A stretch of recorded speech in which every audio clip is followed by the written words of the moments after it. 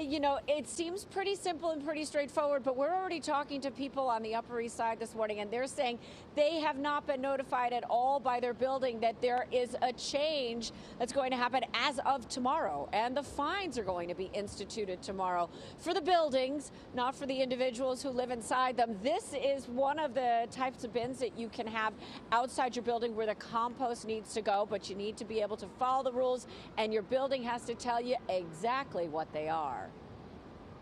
After months of warnings and years of pilot programs starting in the outer boroughs, curbside composting is the new rule across all of New York City. Food scraps and more now need to be placed in labeled composting bins and placed on the curb for collection on the same day as recycling.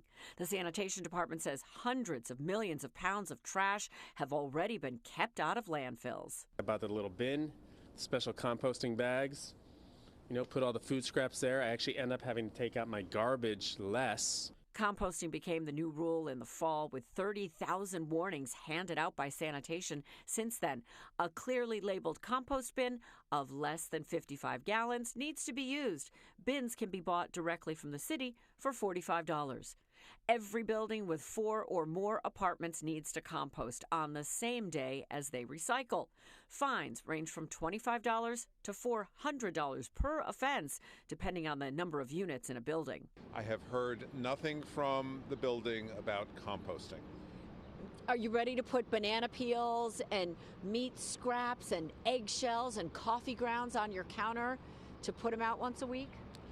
Sure, it's not a problem. You just have a separate container for your composting, and provided that there is a spot in the incinerator room, if it really starts to stink, I'll throw it out. What needs to be separated from the trash and composted instead? All food scraps, including meat, bones, shells, and dairy, any greasy pizza boxes and uncoated paper plates, leaves and grass clippings, and any products that are labeled compostable.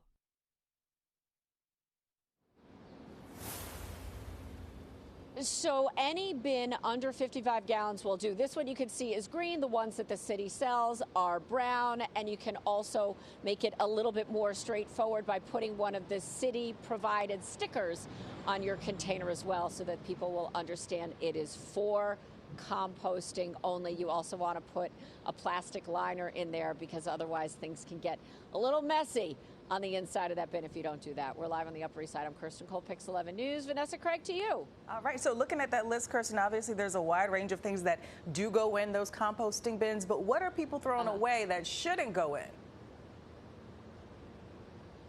Yeah, you definitely don't want to put diapers in there, any pet or medical waste, anything that's a foam type product. That all still needs to go in the trash to the landfill.